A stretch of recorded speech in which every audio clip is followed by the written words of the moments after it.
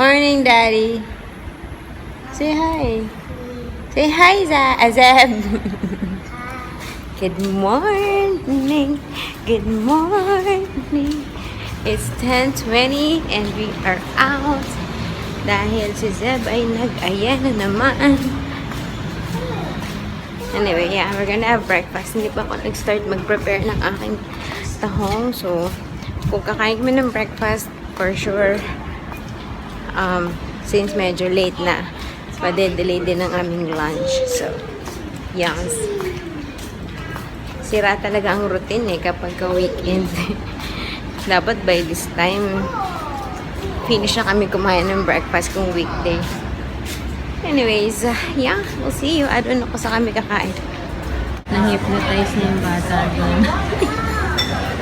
Mamahalin yan, Zeb. Look at that. $600. Oh, naman ito. Zeb, come on. Let's go to the playground. Hindi natin afford yan. Come on. Ay, naku. Cute ang mga Halloween decor dito sa Dollar Store, guys. I love this. Look at this mason jar. Please. Can I get this? Please. Yeah.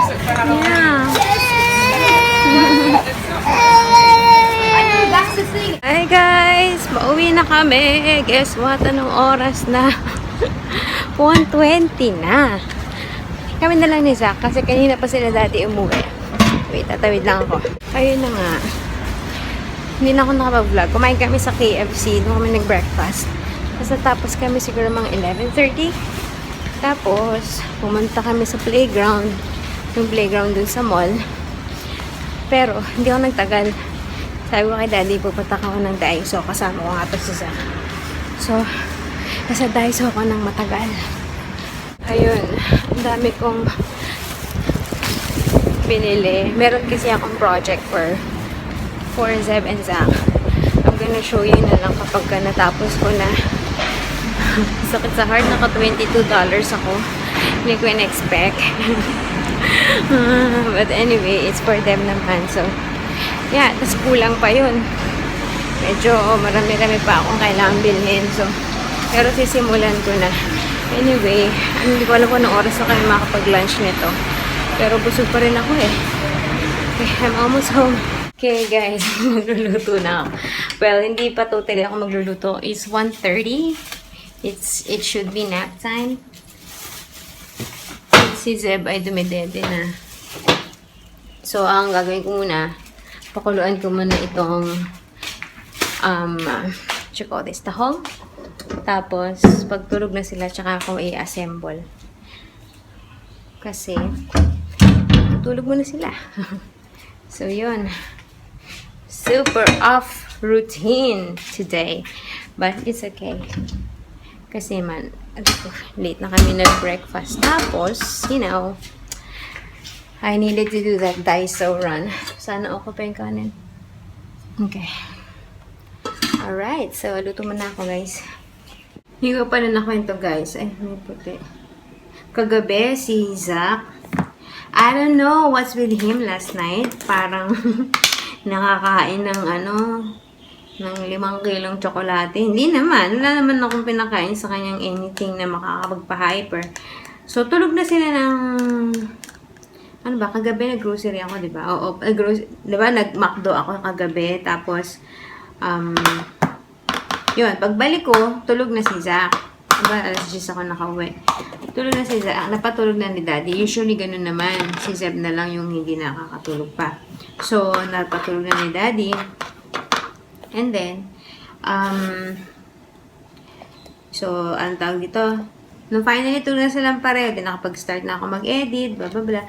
Tapos, mga 12:10, 12:15, si Zeb, which is normal naman sa kanya, nagigising yan talaga ng either magigising siya dahil gusto niya ng milk or magigising siya dahil na naginip or whatever. So, kagabi, parang na naginip, so umiiyak, nagising.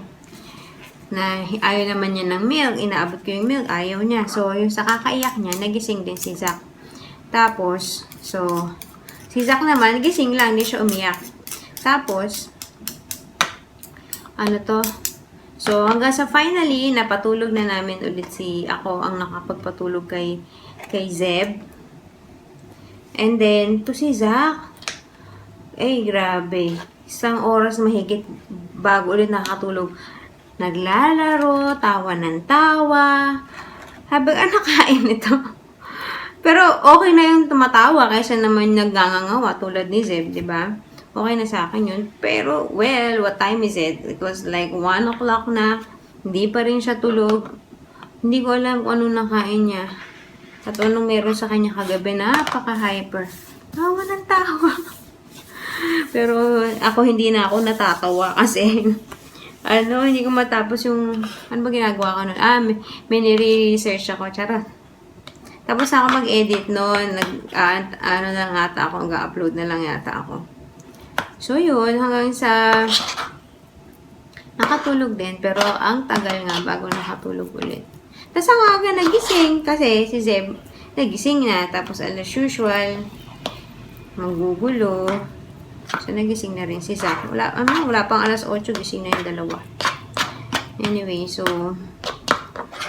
hopefully, makanap na sila ng maaga. And, yeah. Here's my yung garlic and butter.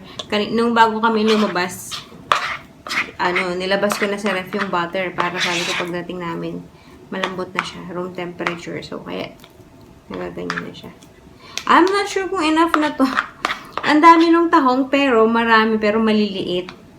Kaya sabi ko, ang trabaho nito. Kasi, kung maliliit, ang dami gagawin. Baka nga most probably, dalawang batch siya sa oven kasi hindi siya kakayanin sa isang cookie sheet or yung basta yung tray sa oven, hindi siya kasya doon. So, dalawang batch. Hindi ko sure kung kasya na to. Parang hindi. Lagay ko na nga to. Anyways, naamoy ko na yung tahong. Malansa, pero mabango. Alam mo yun? Amoy malansa, pero nakakatakam. Hindi ko ma-explain, pero na-excite na kasi ako. Hindi pa naman ako gutom pero na-excite lang ako Anyways. So, yeah. See you later, guys. Excited na akong simulan yung project na ginagawa ko for Zeb and Zach. So, sana maging successful. Anyway, so yeah. Mag-start na ako mag-assemble, guys. It's 2:30. Tulog na si Zeb. Medyo kanina pa.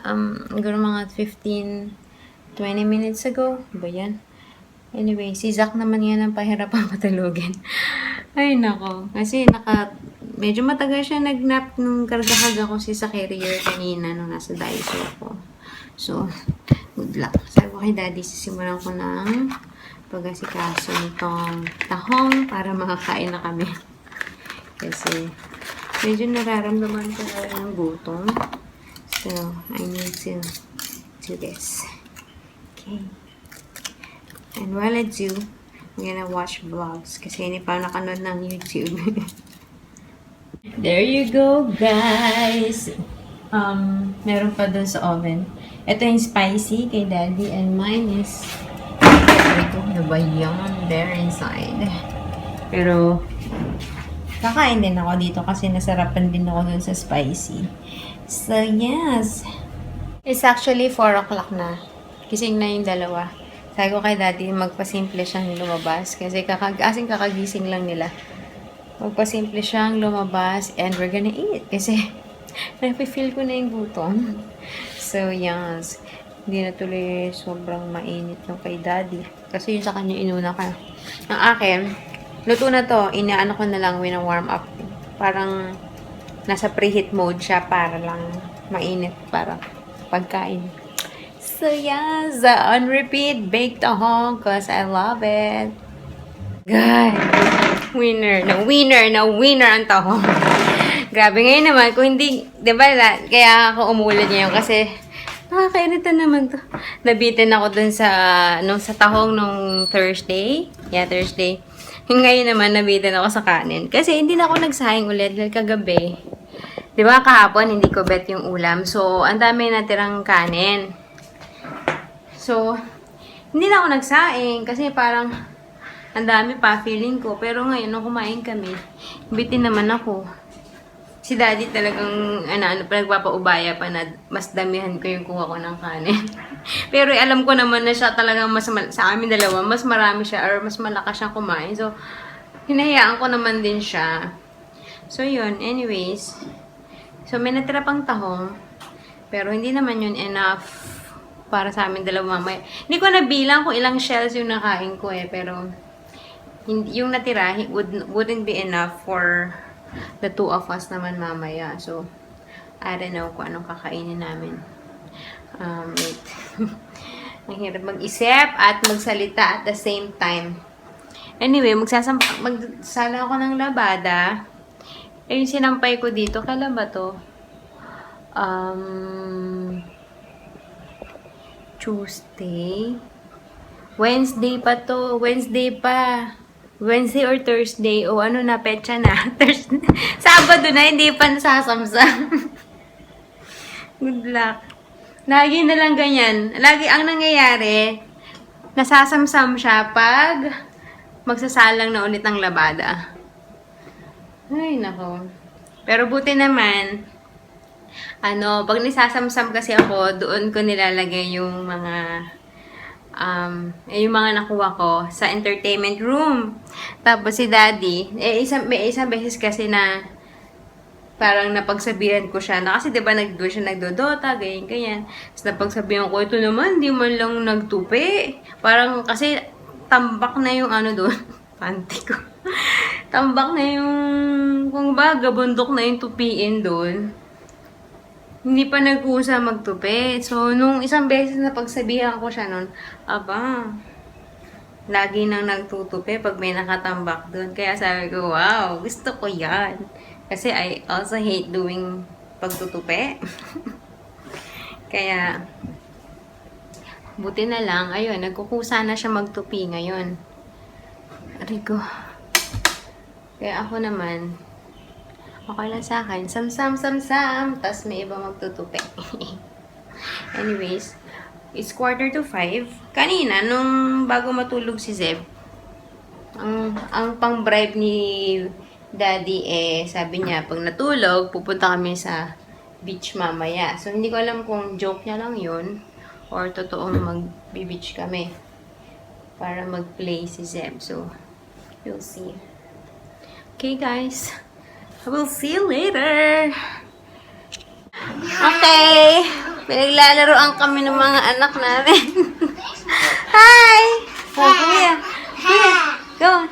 Climb. Uh-oh. Ha. Oh, sus. Tuwan-tuwa yung isa dyan. Oh, no! Kuya!